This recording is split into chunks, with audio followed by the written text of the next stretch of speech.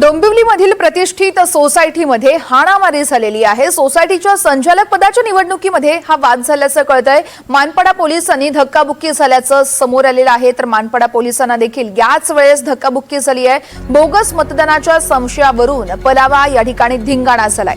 पोलिसांकडून गुन्हा दाखल करण्याची प्रक्रिया सुरू असल्याची माहिती मिळते। डोंबिवलीतील प्रतिष्ठित सोसायटीमध्ये हाणामारीची घटना घडली आहे। हे दृश्य आपण पाहतोय। सोसायटीच्या संचालक पदाच्या निवडणुकीमध्ये वाद झाला आणि त्यानंतर ही हाणामारी झाली।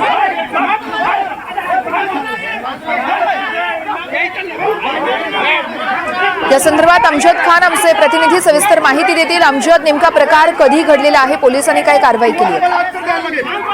वर्षा, आज डोंबिवली पूर्वेतील खोनी पलावा मध्ये हाय फ्रिक्वेन्सी सोसायटी आहे। या सोसायटीत संचालक पदाची निवडणूक होती आणि या निवडणुकीवरून काही दिवसापासून वाद सुरू होता। मात्र आज मतदानाचा दिवस होता आणि मतदान सुरू असताना काही लोक एका गटाने दुसऱ्या गटावर बोगस मतदान करण्याचा आरोप लावला। त्यावरून वाद सुरू झाला आणि या वादाचं रूपांतर हाणामारी झाले।